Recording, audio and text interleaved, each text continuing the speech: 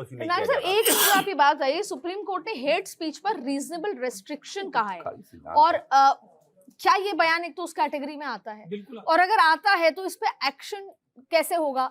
या ये चलते रहेंगे, या ये तब होगा जब पीछे से सरकार कुछ एक्ट करे और फिर सुप्रीम कोर्ट हस्तक्षेप करे? जी देखिए, मैं पहले थोड़ा सा सर की बात में जोड़ूंगा। सर ने शिवाजी साहब को लेके जो बोला, उनके सर सेनापति थे प्रताप राव गुर्जर, जिनको उस साम्राज्य को बनाने में बहुत बड़ा योगदान था। वो लड़ाई में शहीद हुए। उनके पूर्वज भी राजस्थान से ही गए थे, और बहुत सारे गुर्जर समाज के लोग जो शिवाजी साहब के साथ में कंधे से कंधा मिला के लड़े, वो यहाँ से गए। अब मैं आपके दूसरे प्रश्न पे आता हूँ। दरअसल कार्रवाई नहीं होती।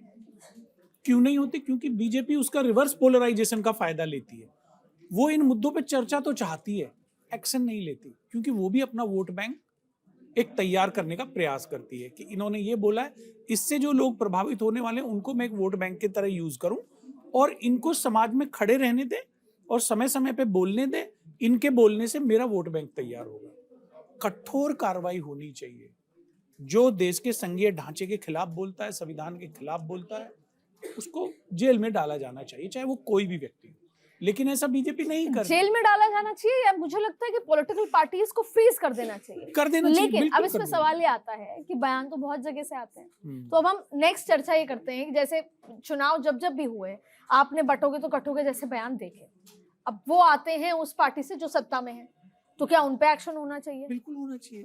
अब नेक्स्ट मैं आपको लेकर जाती हूँ सोमनाथ। पिछले कुछ दिनों में सडनली क्या हुआ कि सोमनाथ का रिसर्च 20 साल में इतना सोमनाथ रिसर्च नहीं हुआ था जितना हुआ।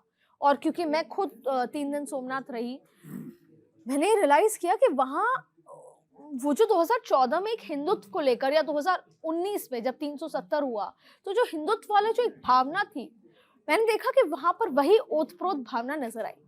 प्रधानमंत्री नरेंद्र मोदी ने इतिहास की बात की।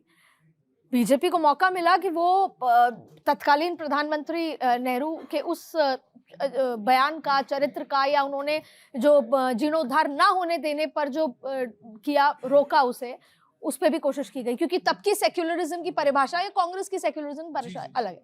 तो सवाल बड़ा हो गया। मेरा सवाल है कि प्रधानमंत्री ने अपने भाषण में एक बात कही कि पहले जो ये विदेशी आक्रांता आते थे वो तलवार चलाते थे, लेकिन अब लोग अपनी विचारधारा से वही काम कर रहे हैं। इसलिए हमको बंटना नहीं है, हमको एकजुट होना है, एक साथ रहना है और ऐसी विचारधारा को हराना है।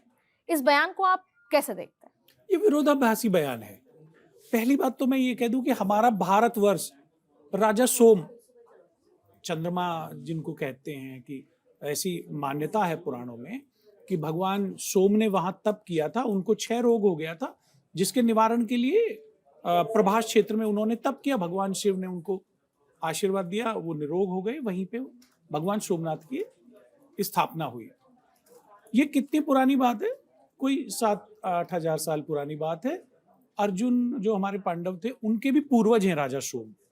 तो इतनी प्राचीन जगह है, और उस प्राचीन काल से जोड़ते हुए मैं ये कहता हूं कि हमारा जो शासन व्यवस्था थी, चाहे वो लास्ट हिंदू राजाओं की लगा लीजिए, या आप आदि काल में कभी भी किसी का भी उठा के देख लीजिए, हमारा राजा जो था, हमारी राजा की जो न्याय व्यवस्था थी, वो धर्मनिरपेक्ष थी, पंथ निरपेक्ष थी। उसमें किसी को छूट नहीं थी। राजा के ऊपर भी धर्मदंड होता था। राजा भी दंड से वंचित नहीं था। राजा को भी अगर गलत करेगा तो उसको दंडित करने के लिए भी गुरु था।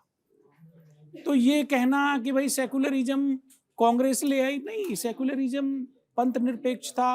राजा का निरपेक्ष होना तो आदिकाल से भारत में चला आ रहा है। फिर इसमें क्या गलत बात है? एक और बात उन्होंने कही। हाँ, आप अपनी बात पूरी कर लीजिए। दूसरी बात जो मोदी जी ने नेहरू जी को लेके जो कही है कि नेहरू जी ने विचारधारा के हिसाब से, या कांग्रेस पार्टी की तरफ वो इशारा कर रहे थे।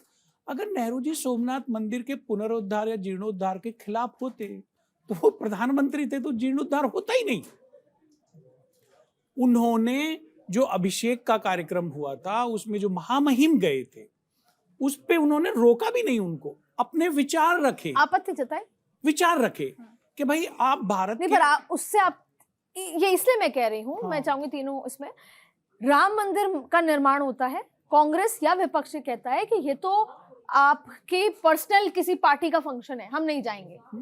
तो कहीं ना कहीं आप भी तो किसी वोट बैंक को बैलेंस कर रहे हैं। ना ना ना, ये वोट बैंक को बैलेंस करने नहीं, वाली अब आप बात राम नहीं मंदिर है। भी नहीं जाएंगे, अब आप सोमनाथ भी नहीं नहीं, जाएंगे। राम थोड़ा सा मंदिर तो टाइम राहुल में जी के बारे में आप बोलते हैं, मैंने अभी सुबह ही देखा है, शायद वो वहां जा रहे हैं और उनके पिता ने भी राम मैं मंदिर थोड़ा को सा इस पे लेके। बोलना चाहूंगा कि मैं- जहां तक राम मंदिर की इशू है, हाँ। सबसे पहले राम मंदिर का गेट अगर किसने खुलवाया है तो राजीव गांधी ने खुलवाया था, समझ लीजिए। और उस इशू को उन्होंने बढ़ाया। बीजेपी की काम जो है हर चीज को उठा लेना, लेकिन जितने भी प्लान है कांग्रेस का, सारे को नाम चेंज करके बीजेपी लागू करती है। सोमनाथ की बात आपने किया तो सोमनाथ नेहरू के समय बना था, उसमें बीजेपी कहीं इंटरफेयर नहीं किया था।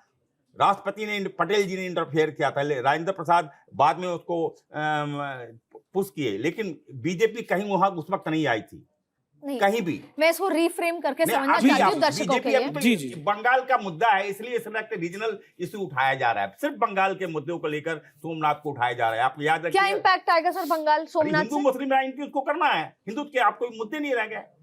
नहीं मैम, बनारस इसमें का एक मुद्दा और भी- चीज मैं जोड़ूंगा सर, हाँ, कंप्लीट आप जोड़ दीजिए, फिर मैं आपके पास। हाँ, देखिए, जिस तरह से मोदी जी ने कहा ना कि जिन्होंने सोमनाथ पे हमला किया हाँ। था, तो भाई किसने किया था हमला? अफगानिस्तान ने किया था। उनसे बदला लेना है। और सोशल मीडिया पे अफगानिस्तान से बहुत आप लोग दोस्ती चल कर रहे रहे हैं। हैं। अफगानिस्तान को किसी ने बैन हटाया नहीं है, आप उनको अफगानिस्तान रेड तो सबसे कारपेट अच्छा दे रहे दोस्त हैं। है अफगानिस्तान, हमारा इंडिया का। सबसे अच्छा दोस्त है, हम उसको तो दे रहे हैं आपकी हर बातों तरह में से। विरोधाभास है। हाँ। मोदी जी की बातों में ही आप पर हम विरोधाभास है। अफगानिस्तान नहीं कह के हम कह रहे हैं गजनी ने, गजनवी नहीं, ने तो किया। वही तो है ना, वो मैं कुछ गजनी कहना गजनवी चाहूँ। सब अफगानिस्तान मैं में कुछ ही कहना है। चाहूँ। तो वहीं के रहने वाला था। नहीं, देखिए, ये जो प्रधानमंत्री जी का बयान है कि कहाँ से हमला हुआ या किस व्यक्ति ने हमला किया, बात यहाँ उस व्यक्ति या उस क्षेत्र की बात नहीं हो रही। यहाँ आपको ध्यान रखने की आवश्यकता है कि यहाँ उस विचारधारा की बात हो रही है जिसने हमला किया। वो विचारधारा है कि वो एक इस्लामिक जिहाद की विचारधारा है, जो ये चाहती है कि किसी भी तरीके के काफिरों को और काफिरों के मंदिरों को या काफिरों की जो जगह है उसको नेस्ते नाबूद कर दिया जाए। और जब वो ये बात करते हैं कि हम वो जो सारी शक्तियाँ जो इसका उद्धार चाहती हैं वो एक साथ आए, तो ये किसी धर्म को टारगेट करने वाली बात नहीं है, ये विचारधारा की बात है कि शायद ये जो वैसा लोग- ही है कि पहले पाकिस्तान लोग- की तरफ से हमला होता था, नहीं, अब नहीं, बांग्लादेश की तरफ से हो रहा है। एक मिनट, ये उन सभी लोगों की बात है कि जो ये मानते हैं कि कोएग्जिस्टेंस पॉसिबल है, जिसमें बहुत बड़ा मुस्लिम समाज का मुस्लिम वर्ग भी है। अगर ऐसा नहीं होता तो प्रधानमंत्री खुद हर साल, देखिए लगातार 2014 से जब से मोदी जी प्रधानमंत्री हैं तब से अजमेर शरीफ में चादर चढ़ाई जाती है और प्रधानमंत्री के द्वारा भी चढ़ाई जाती है, जो वो हमेशा जाते, मतलब उनके भिजवाया जाता है। तो बात यह है कि गजनवी ने जो किया या जो उन खिलजी आक्रांताओं ने ने किया, किया खिलजी ने या किया, औरंगजेब ने वो किया। एक विचारधारा के रिप्रेजेंटेटिव थे और सारे मुस्लिम उसके रिप्रेजेंटेटिव नहीं है। तो ये कह देना कि वो हिंदू मुस्लिम कराना चाहते, तो ऐसा नहीं है। अगर कोई मुस्लिम उस विचारधारा से एसोसिएट कर रहा है तो प्रॉब्लम तो उसमें है, क्योंकि ये बात सिर्फ यहाँ की नहीं। मैं पश्चिम एशिया का विद्यार्थी हूँ। पश्चिम एशिया में, इराक में या सीरिया में जो ISIS का जो उत्पत्ति हुई, तो उन्होंने क्या किया, उन्होंने जितने प्री इस्लामिक स्ट्रक्चर थे सबको नेस्ते नाबूद कर दिया, सारे खत्म कर दिए। तालिबान ने आते ही क्या कहता, बामियान बुद्धा पे अपनी जो पहले टर्म में बामियान बुद्धा को तोड़ा कहता। तो बात यहाँ उस विचारधारा की हो रही है, तो उस thought process की हो विचारधारा रही है। से निकल इसके कर- खिलाफ अगर एक प्रधानमंत्री मिनट जी में कहना अगर चाहूंगा प्रधानमंत्री जी कि बोलते आज हैं तो मोदी ये उसके विरोध में कह रहे प्रधानमंत्री हैं। है। ये मामला गुजरात का है, सोमनाथ गुजरात में पड़ता है। ये गुजरात में जब चीफ मिनिस्टर था तो एक बार भी सोमनाथ का मुद्दा उन्होंने नहीं उठाया। एक बार भी उठाया होता तो मान लेते।